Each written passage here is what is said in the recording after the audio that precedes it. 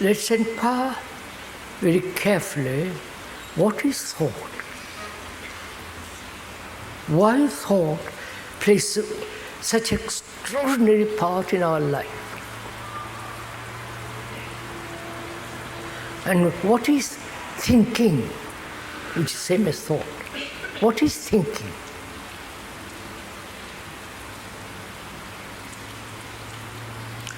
If there is no memory, one would not be able to think.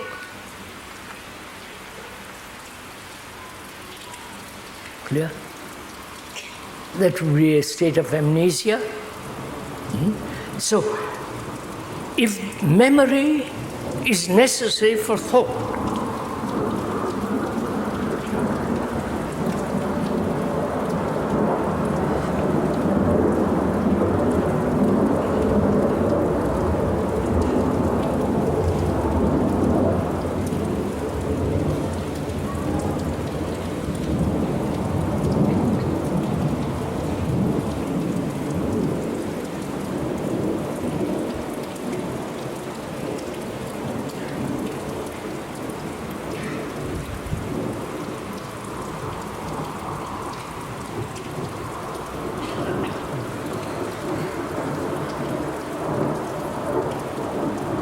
it's a small country.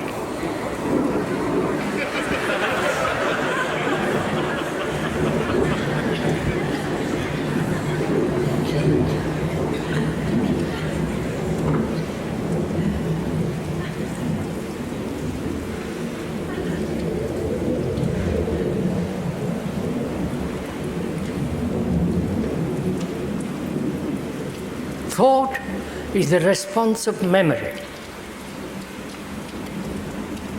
And memory is the outcome of accumulated knowledge. Right? Knowledge is gathered through experience. Right?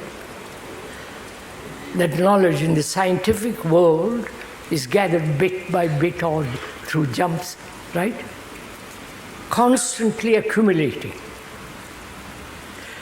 That knowledge is based on experience.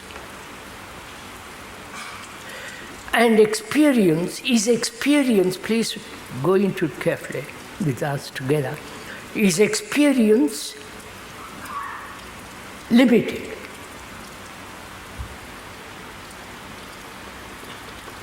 Right? Can there be ever complete experience?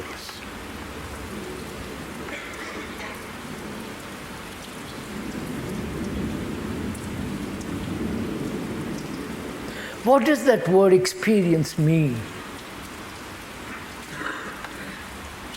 I'm just thinking it out aloud. To experience, if you are driving a car, if one is driving a car, there is an accident, there's an experience. From that experience, one has learned to be more watchful. Much more observe all the roads 300 yards ahead and so on. Now, we are asking, is experience limited? And who is the experiencer who is experiencing? Right? Lord.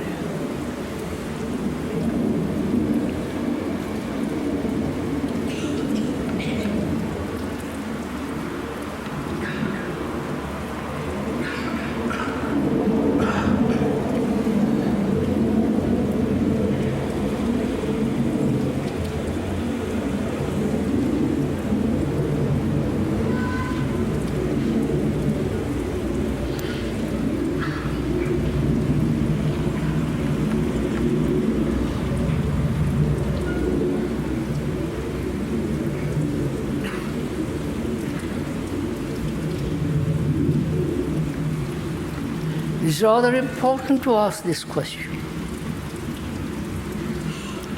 We all want to experience.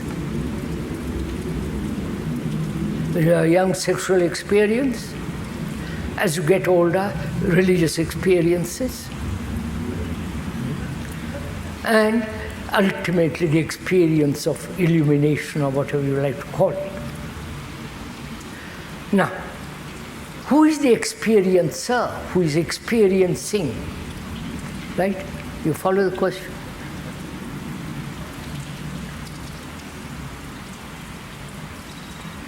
One works, practices certain forms of so-called meditations, which are not meditation, but I will go into that later on. Practices it day after day, day after day. And he's experiencing in that process certain imaginative states or some illusions. And there is an experiencer who is experiencing. Now, who is the experiencer?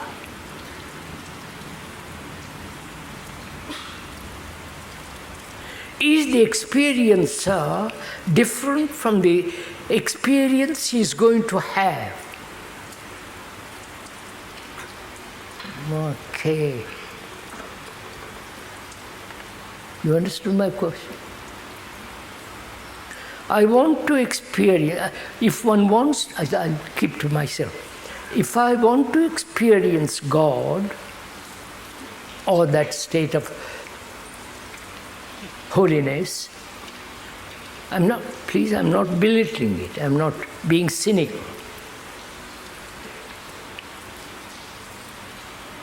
That God, that concept of illumination, thought has projected it, right?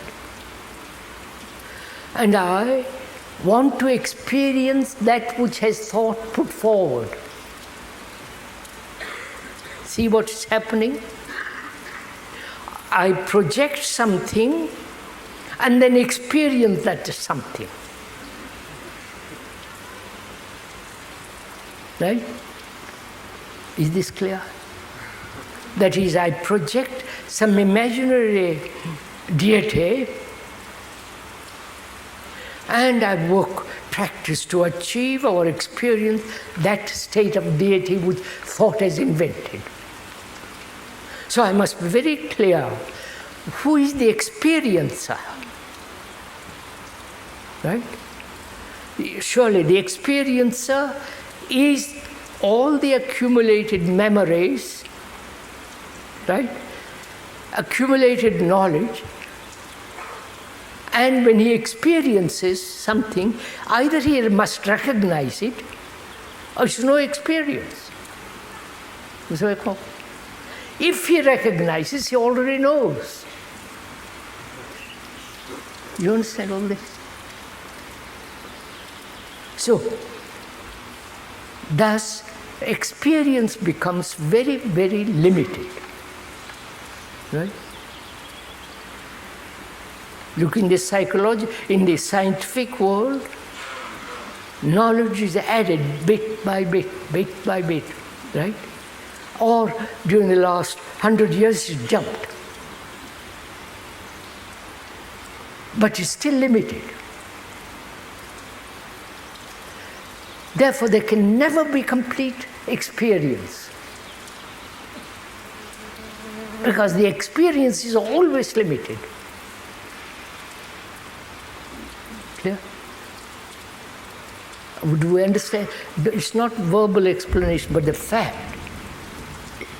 the truth of it. That is, the experiencer is the past, and that experiencer, when he has experience of any kind, must recognize it as something which he is experiencing, which means he already knows that which has happened before, right? So experience is always limited. Whether the experience of God, the experience of a particular Christian deity or symbol or person, or in the Asiatic world with their deities, any kind of experience, scientific, psychological, must always be limited. That's clear. Therefore, knowledge is always limited, whether now or in the future. Right? Then, if you observe it, is so clear.